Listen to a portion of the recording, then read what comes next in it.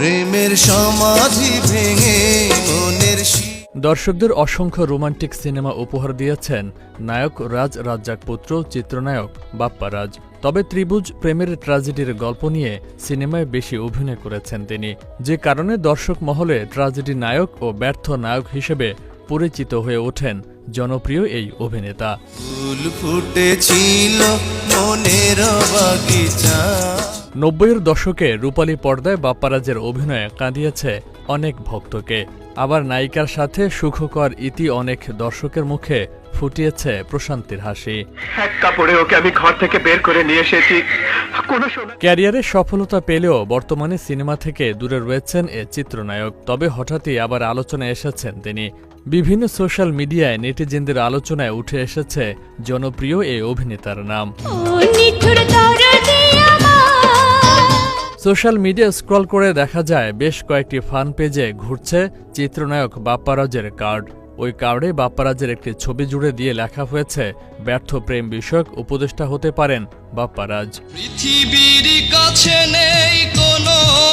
মূলত নির্মাতা মোস্তফা সরওয়ার ফারুকী ও শেখ বশিরকে অন্তর্বর্তী সরকারে উপদেষ্টা পদে নিয়োগ দেওয়ার পরই বাপ্পা রাজের ওই কার্ড ঘুরছে বিভিন্ন সোশ্যাল মিডিয়ায়। ওই কার্ডে উপদেষ্টা মোস্তফা সরওয়ার ফারুকী ও শেখ বশিরকে ব্যঙ্গ করতে বাপ্পা রাজকে ব্যর্থ প্রেম বিষয়ক উপদেষ্টা করে লেখা হয় আরও যারা উপদেষ্টা হতে পারে।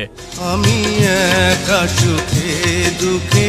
এই বিষয়টি নজরে পড়ে বাপ্পা রাজের। বুধবার উপদেষ্টা মোস্তফা সরওয়ার ফারুকী ও শেখ বশিরকে ব্যঙ্গ করা সে কার্ড নিজের ব্যক্তিগত ফেসবুক আইডিতে শেয়ার করেন অভিনেতা। এরপর এর ক্যাপশনে বাপ্পা রাজ লেখেন, যেভাবেই হোক মানুষ আমাকে মনে রেখেছে, আজকেও মনে করে। একজন শিল্পীর জীবনে এর চেয়ে বড় পুরস্কার আর কি হতে পারে। তবে বাপ্পা রাজের স্ট্যাটাসের কথায় বিরোধিতা করেন নির্মাতা শাফিউদ্দিন শাফি। মন্তব্যের ঘরে তিনি মজা করে লেখেন, সফল প্রেমের অনেক মুভিও আছে আপনার, তাই জোর দাবি জানাচ্ছি আপনাকে প্রেম বিষয়ক উপদেষ্টা করা হোক।